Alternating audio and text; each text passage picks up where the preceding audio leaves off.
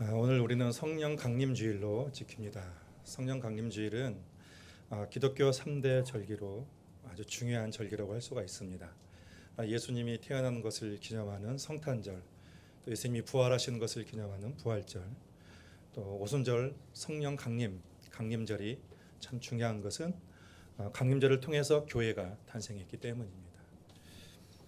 성령 강림주일은 예수님이 부활하신 지 50일째 되는 날, 마가의 다락방에서 예수님의 제자들이 120명의 그 제자들이 예수님의 약속하신 대로 그 성령을 기다리면서 간절히 기도했을 때에 성령이 실제로 그들 가운데 임재하신 것을 기념하는 그런 날입니다. 오늘 본문이 그 일을 기록을 하고 있습니다. 2장 1절에 보면 오순절 날이 이미 이르매 그들이 다 같이 한 곳에 모였다고 했습니다. 성령 강림 사건은 오순절에 일어났습니다. 오순절은 구약의 3대 절기 중에 하나입니다. 한 77절이라고도 부릅니다. 오순에서 순이 10이라는 말이죠. 그래서 50일 얘기하고 있습니다. 6월절 축제에 6월절이 시작하고 그리고 안식일이 지난 그 다음 날이 초실절이라고 합니다. 이 초실절에 뭘 하냐면 처음 보리 수확한 것을 가지고 제사장이 요제로 하나님께 올려드리는 날, 그것을 초실절이라고 합니다. 근데 이 초실절이 지나고 이제 50일이 지난 다음에, 그러니까 7주가 지난 그 주일이 되면, 그때가 되면은 이제 그 오순절로 지키죠. 77절로 지키게 됩니다. 이때는 각자가 수확한 것들을 가지고, 그것을 가지고 처음 것을 가지고 하나님께 감사로 드리는 날이라고 할 수가 있습니다. 그래서 이 구약의 절기와 이 신약을 한번 연관을 시켜보면 6월절은 예수님이 십자가에 달려 돌아가신 날이죠. 예수님께서 우리 모든 죄를 담당하셔서 대속의 일을 이루신 그 십자가에 달려 돌아가신 날이 6월절이라고 할 수가 있습니다. 그리고 이제 6월절 그 다음 날이 안식일이 되고 안식일 그 다음 날이 초실절이 되는 거죠. 그때는 예수님이 부활하셨습니다. 첫 열매를 드리는 그날에 예수님께서 부활하신 거예요. 보리주의 첫 열매를. 그래서 우리가 예수님에 대해서 말할 때에 부활의 첫 열매가 되셨다라고 하게 되는 거죠. 그리고 이제 7주가 지나죠. 50일이 되는 그 주일에 우리는 오순절로 지킵니다. 이 오순절 77절에는 그 각자가 수확한 것을 가지고 하나님께 올려드리는 그런 날입니다. 그러니까 우리의 신앙의 열매, 그리고 우리의 복음의 열매를 위해서 누가 오셨습니까? 성령님이 오셨습니다. 처음부터 헷갈리는 말들 해가지고 그 2절부터 보면 성령의 임재 현상을 물리적인 현상에 비유하여서 설명을 하고 있습니다. 우리 2절을 같이 한번 읽어볼까요? 호련히 하늘로부터 급하고 강한 바람 같은 소리가 있어 그들이 앉은 온 집에 가득하며. 성령의 임재하신 현상 중에 하나가 급하고 강한 바람 같은 소리가 있어서 그 모인 공동체 안에 가득했다, 그렇게 기록을 하고 있습니다. 성경은 성령을 바람으로 종종 비유를 합니다. 예수님께서도 성령을 바람으로 비유를 하셨어요. 요한복음 3장에 보면 바람이 임으로 불매 내가 그 소리는 들어도 어디서 와서 어디로 가는지 알지 못하니 성령으로 난 사람도 다 그러하니라 라고 말씀하셨습니다. 여러분, 바람에는 큰 위력이 있습니다. 최근에 괌에 불어닥친 마와르 그 영상을 보니까는 집이 무너지고 그리고 자동차가 날아가고 그리고 쑥대밭이 되었습니다. 엄청난 위력입니다. 바람이라는 것은 인간에게 이로움도 주지만 또 인간의 생명을 위협하기도 합니다. 무더운 날에는 시원함도 주고 또 에너지도 또 발생시켜 줍니다. 태풍은 인간의 건강을 위협하기도 하지만 바닷물을 정화시켜주는 그런 순기능도 있습니다. 특히 성경에 기록된 장소인 중동 지방은 매우 덥고 답답하기 때문에 바람이 불면 아주 상쾌합니다. 이스라엘 백성들이 홍해 바다를 건널 때에 하나님께서 동풍을 일으켰다고 했어요. 동쪽에서 바람을 일으키셔서 홍해를 가르시고 이스라엘 백성들이 홍해를 건너게 하셨다고 말씀하셨습니다. 반대로 바람은 인간의 생명을 위협합니다. 성경에서는 하나님이 심판하실 때에 해열의 바람이나 폭풍을 동반하시는 경우들이 종종 있기도 합니다. 성령의 나타남을 이 바람의 강한 소리 같은 그런 바람으로 이렇게 묘사를 하게 되는데 오늘날도 그런 일들은 동일하게 일어납니다. 그래서 우리가 어떤 부흥회를 가거나 또 어떤 성령 집회 같은 것을 하는 걸 볼 때에 근데 누가 내 몸을 만지지도 않았어요. 또 어떤 목사님이 안수하지도 않았어요. 만지지도 않았습니다. 그런데 강력한 바람이 우리에게 불어오는 것을 느낄 때가 여러분 많이 있습니다. 그래서 때때로는 그 바람이 너무도 거세서 넘어지기도 하고 그런 일들이 일어납니다. 이 바람은 생명과 연관이 있어요. 또 변화와 연관이 있습니다. 서울의 미세먼지가 심할 때에 바람이 강하게 불면 그 미세먼지가 다 쓸려가 버리고 맑은 하늘이 오듯이 이 성령의 바람이 불어오면 우리 안에 어둠과 죄악의 모든 것들이 다 더러운 것들이 다 소멸되고 우리의 영혼이 맑아지고 깨끗한 그런 역사들이 일어나는 것을 보게 됩니다. 계속해서 3절에서 성령의 임재 현상을 묘사하고 있습니다. 우리 한 번 더 같이 읽겠습니다. 마치 불의 혀처럼 갈라지는 것들이 그들에게 보여 각 사람 위에 하나씩 임하여 있더니 불의 혀처럼 갈라지는 것이 각 사람 머리 위에 임하여 있다. 그렇게 말씀을 하셨어요. 성경은 역시 성령님을 불로 묘사를 합니다. 모세가 시내산에 올랐을 때에 떨기나무가 가운데 불이 있는데 떨기나무가 타지 아니하고 그곳에서 하나님의 말씀이 나왔습니다. 불은 인간에게 유익이 되면서도 또 동시에 또 위험의 요소가 되기도 합니다. 추운 곳에서 따뜻하게 해주고 캄캄하여서 보이지 않는 곳에 빛과 같은 역할을 해줘서 그 길을 알 수 있게 해주고 굳어지고 단단한 것들을 녹여서 부드럽게 해주기도 합니다. 반대로 불은 모든 것을 소멸하기도 합니다. 하나님은 심판하실 때에 하늘로부터 불이 내려와서 모든 것을 다 소멸시키는 태우는 심판으로 묘사되기도 합니다. 죄악을 소멸하는 그런 불로도 표현을 됩니다. 그러니까 성령의 불은 열정을 또 의미하기도 합니다. 우리 안에 냉랭해지고 그 식어진 마음, 비전도 없고 꿈도 없고 아무런 의미도 없이 살아가는 자들에게 비전을 주고 꿈을 줘서 열정을 심어줍니다. 사랑의 열정을 심어주고 복음의 열정을 심어주는 그것을 우리가 불이라고 얘기하기도 합니다. 오늘날도 역시 이러한 역사들은 나타나고 있습니다. 1964년에 프랑스의 수학자이며 철학자인 파스칼, 제가 이것이 성령님이다는 A.W. 토저 목사님의 그 책을 보니까 그 파스칼의 이야기를 한 것을 봤습니다. 파스칼이 임종하고 죽을 때에 그의 옷에 뭔가 그의 신앙 고백이 꿰매져 있었어요. 그러니까 그는 늘 그의 신앙 고백을 마음에 품고 다녔다는 것입니다. 파스칼이. 근데 그 안에 어떤 내용이 있었냐면은 1954년 그가 31세 때입니다. 54년 11월 23일 밤 10시 30분부터 12시 30분까지 그러면서 그 아래 불, 성령의 불, 감격, 환희, 기쁨 이러한 것들이 쓰여져 있습니다. 성령의 불을 경험했다는 것입니다. 지금도 또 우리 교단은 아니지만 열린교회를 심호하시는 김남준 목사님이라고 계십니다. 합동측 목사님인데 그 목사님이 개척할 때 제가 그 목사님 교회에 가까이 살았어요. 그래서 종종 그 교회를 갔습니다. 말씀 목회로 아주 목회를 잘하고 계시는 그런 목사님입니다. 근데 하루는 그 목사님이 당신의 간증을 얘기하는 것을 들었습니다. 평신도 때예요. 목회를 하지 않고 평신도 때에 기도하는 것이 너무 좋아가지고 매일마다 교회 가서 기도를 했다는 거예요. 1시간 넘게 기도를 하는데 다른 교인들은 기도하고 먼저 갔습니다. 근데 이 목사님이 혼자 그 가운데 남았어요. 그런데 갑자기 강대상에서 그 불이 환상 가운데 보이더니 그 불덩이가 움직이면서 이 목사님에게 확 이렇게 달려오는 것을 엄청난 성령의 불을 경험했다고 말하는 것을 제가 그것을 들었습니다. 여러분, 성경 말씀은 과거에 머무르지 않습니다. 하나님의 말씀은 오늘도 살아계십니다. 과거에 역사한 성령은 오늘도 동일하게 역사하시는 성령님인 것입니다. 성령의 임재는 바람과 불로 묘사되기도 하지만 우리는 바람의 현상을 사모하지 않습니다. 이 불의 현상을 사모하지 않습니다. 우리는 현상을 보는 것이 아니라 성령님 그 자체, 인격이신 그 성령님 그 자체를 우리는 구하고 사모하는 것입니다. 우리가 성령을 사모하고 성령을 구할 때에 나타나는 현상 중에 하나가 바람과 불로 나타나는 거예요.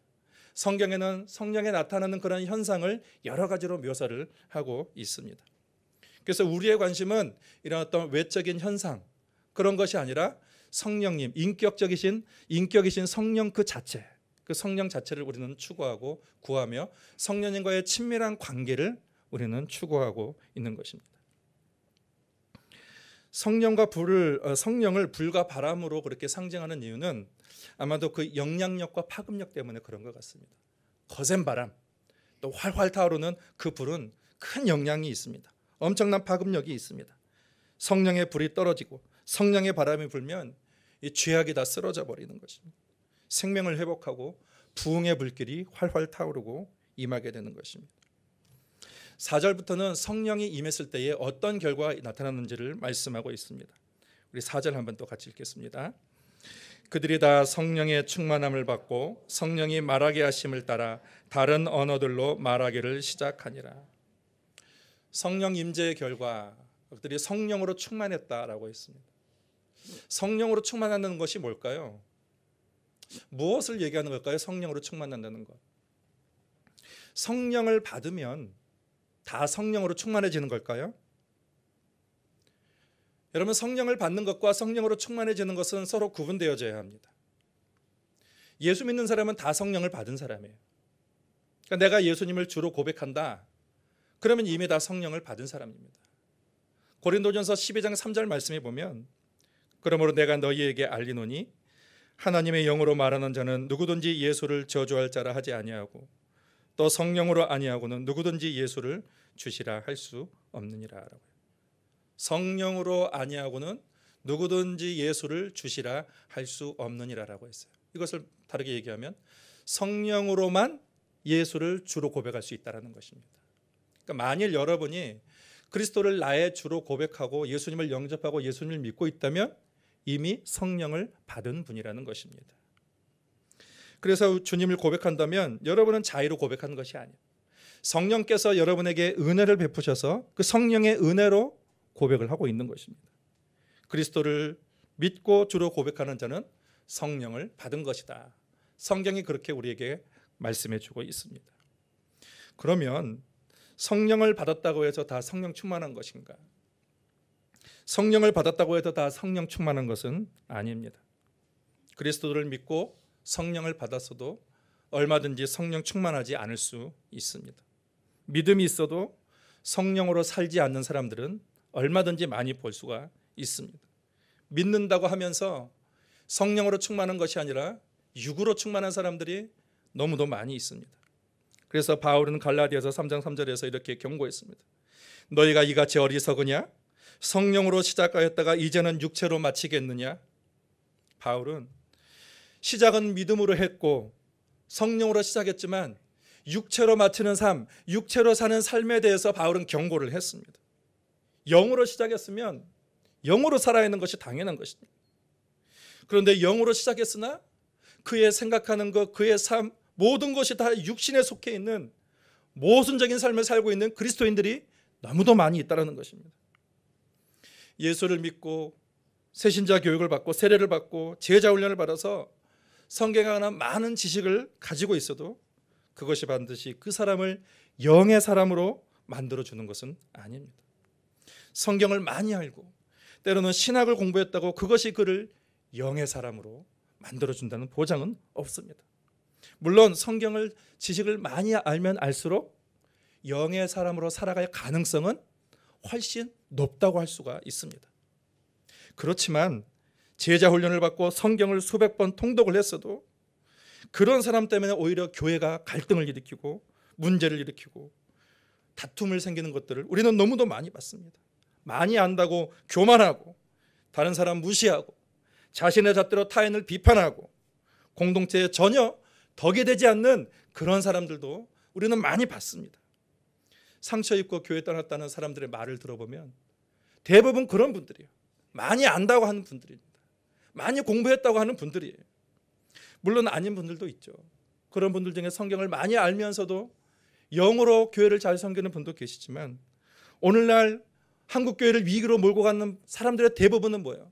좀 안다고 하는 사람이에요. 좀 공부했다고 하는 사람. 그런 사람들이 교회 문제를 일으키는 것을 너무나 많이 봤습니다. 자기가 가지고 있는 생각만 고집하고 포용도 없고 이해력도 없고 양보도 없고 배려도 없고 지식은 가득한데 그 지식을 바르게 활용할 성령의 능력이 없는 것입니다. 그러니 지식은 영으로 있어도 이 삶은 육으로 사는 거예요.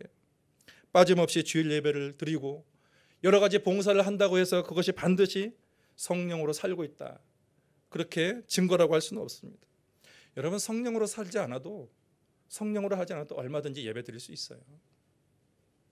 성령으로 안 해도요, 얼마든지 많은 봉사를 할 수가 있습니다. 그리스도인이면서 여전히 세상적인 욕심에 가득 차 있고 적당히 세상과 타협하고 살고 있다면 여러분, 그건 영으로 사는 것이 아닙니다. 영적으로 메말라 있으면서도 하나님을 간절히 찾지도 않고 자기 마음속에 죄악으로 완전히 가득 차 있으면서도 거기에 대해서 애통하는 마음과 회개하는 마음도 없고 평소에 기도도 하지 않고 하나님을 가까이 하지도 않고 생각도 안 하고 말씀도 안 하고 살면서, 여러분, 그것이 과연 내가 성령으로 산다고 할 수 있겠습니까? 아니요, 전혀 그렇다고 할 수가 없습니다.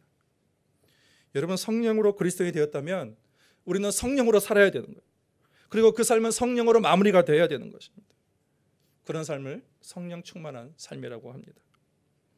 성령 충만이라는 말은 문자적으로 가득 차 있다는 말입니다. 그러니까 이 말은 성령이 무슨 질량이나 어떤 부피가 있어서 어떤 물질로 그것을 표현하는 것은 아니에요. 그러니까 충만이라는 말, 가득 차 있다, 그런 말은 비유적인 말이라고 할 수가 있습니다. 그러니까 우리 인간의 마음을 어떤 그릇이라고 한다면 그것을 성령으로 가득 채우는 거예요. 그러니까 성령 충만이라는 것은, 그것은 뭐냐면 내 안에 성령의 강력한 영향력의 지배를 받는다, 내가 성령의 통제를 받는다, 그것이 성령의 충만함이라고 할 수가 있습니다. 신방을 다니다 보면 여러 사람들마다 각자 이렇게 집이 달라요. 그리고 그 집의 가구도 다르고 또 인테리어도 다르고 또 벽에 장식하는 것도 다 다릅니다. 그것은 그 사람의 취향을 이렇게 나타내는 거죠. 그 집에 그 사람의 영향력을 이제 세워가는 것입니다. 성령으로 충만하는 것은 내 아래 성령의 영향으로 충만한 것입니다. 강력한 성령의 그 지배로 받는 것, 그것이 성령으로 충만하다. 그래서 성령으로 충만한 사람은 성령의 인격이 그 안에 있어요. 그리고 성령이 하시는 말을 하게 됩니다. 그리고 성령이 하시는 그 사역을, 그 생각과 그 사역을 하게, 그렇게 나타나게 되는 것입니다. 충만이라는 말이 가득 차 있다라는 거예요. 그러니까 그릇에 무엇이 가득 차 있다면 사람들은 그것을 알게 되는 것이죠. 그리고 그 그릇으로, 그 안에 있는 것을 통해서 다른 사람을 풍성하게 하게 되는 일들을 하게 됩니다. 항아리에 포도주가 조금만 들어있다면 겉에서 사람들은 몰라요.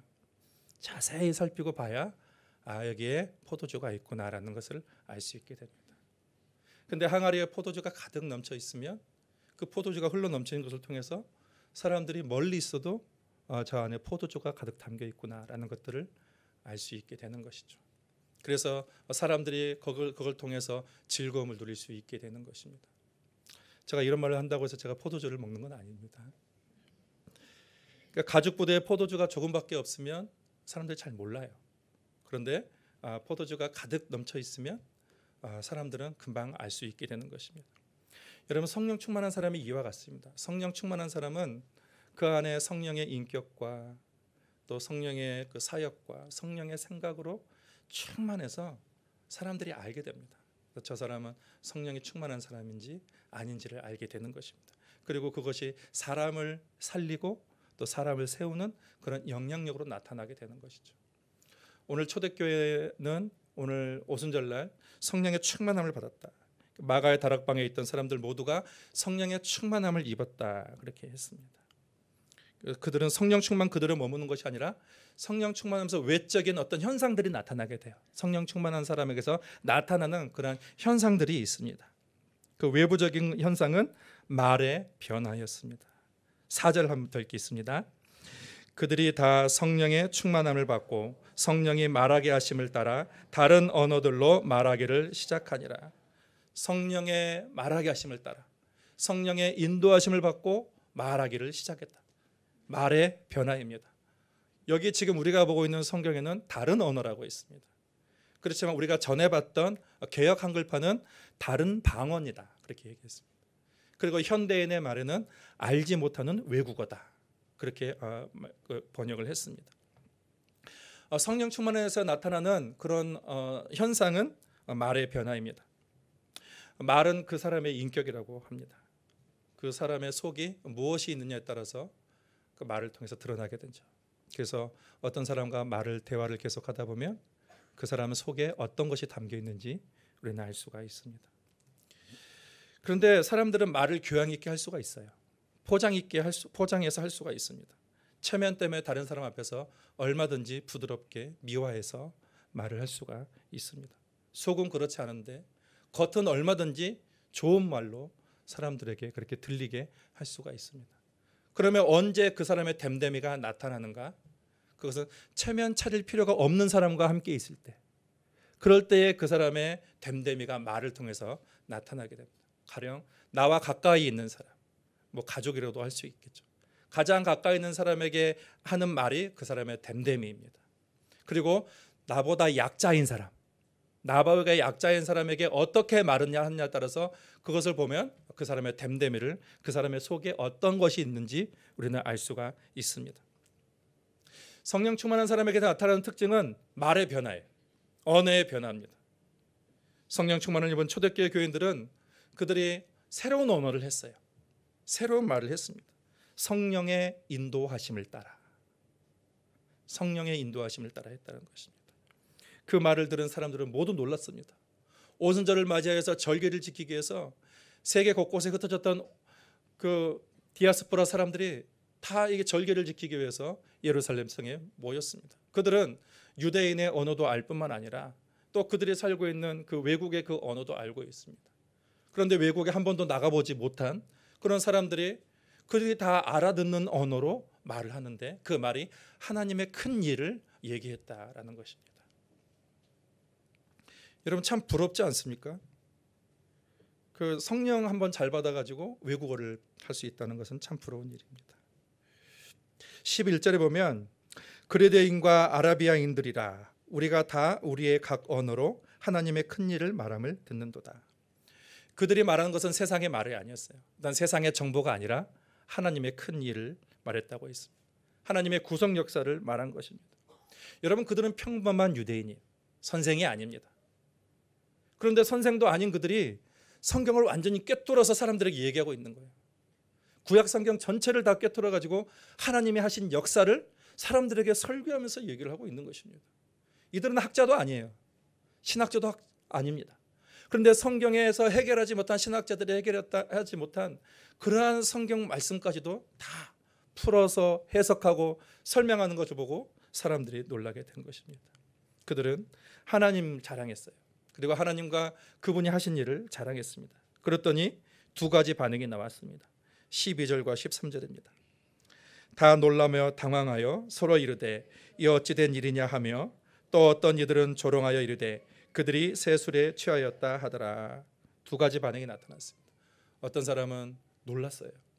저들이 학문 없는 자들인데 저렇게 놀라운 말들을 하는가 놀랐습니다. 또 다른 이들은 저들이 새 술에 취하였다 조롱하였습니다. 조롱거리가 됐어요. 그런데 이들은 조롱거리가 되어도 거기에 신경 쓰지 않아요. 사람들의 인기에 연연하지 않아요. 사람들이 인정해 주는 것에 연연하지 않습니다. 그들은 성령의 하심에 따라서 계속해서 하나님의 큰 일, 하나님이 하신 일을 얘기한 거예요.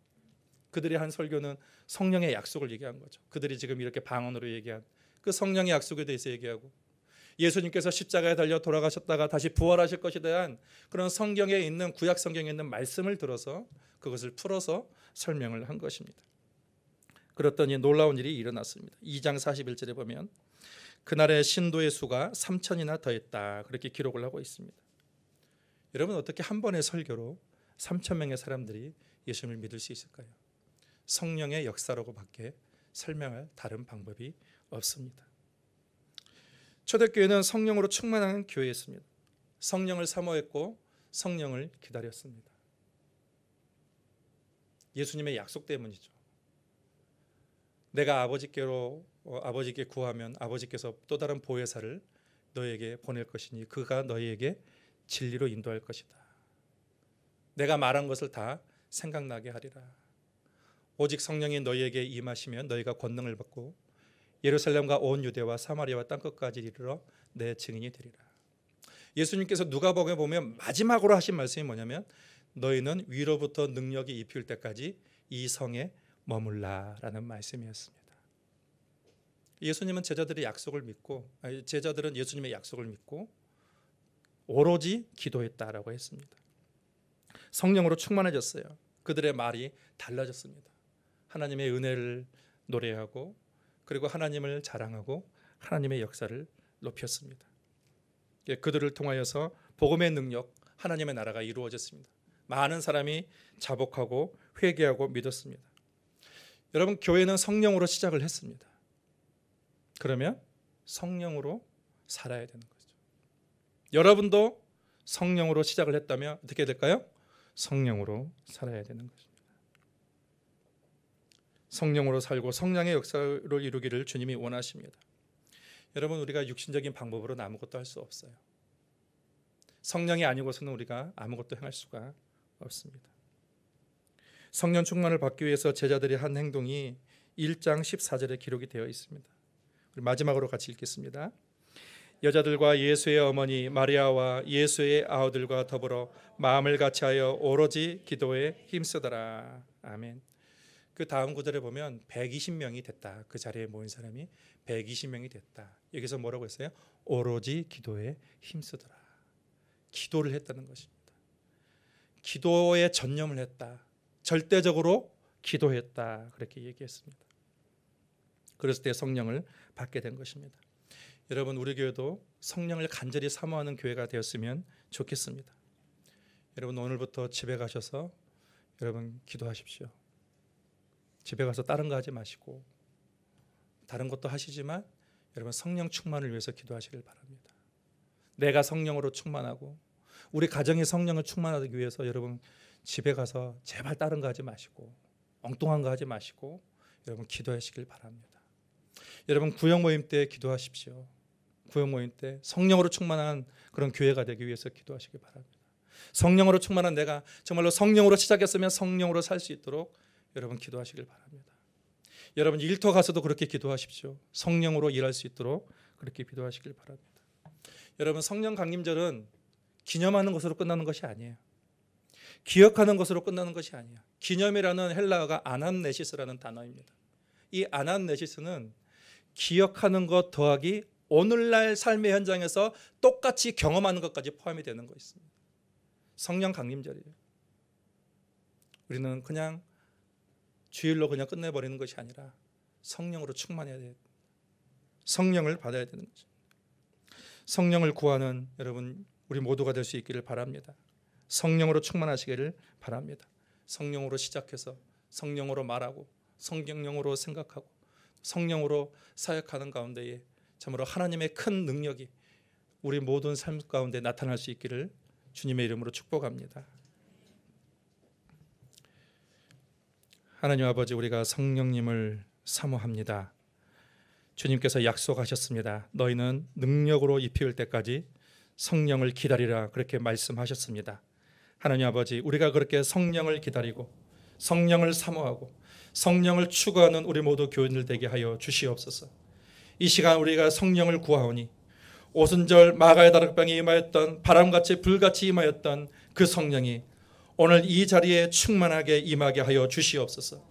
그래서 아버지 하나님, 우리가 참으로 성령으로 시작했으니 성령으로 살고 또 성령으로 우리의 삶을 마무리하는 우리 모든 성도들과 저들의 가정과 교회가 될 수 있도록 인도하여 주셔서 성령의 능력으로 모든 상황 가운데 승리하며 하나님의 은혜를 마음껏 누리는, 그래서 그 영향력으로 사람을 살리며 또 세상을 변화시키는 우리 모든 성도들의 삶이 되도록 주께서 함께하여 주시옵소서.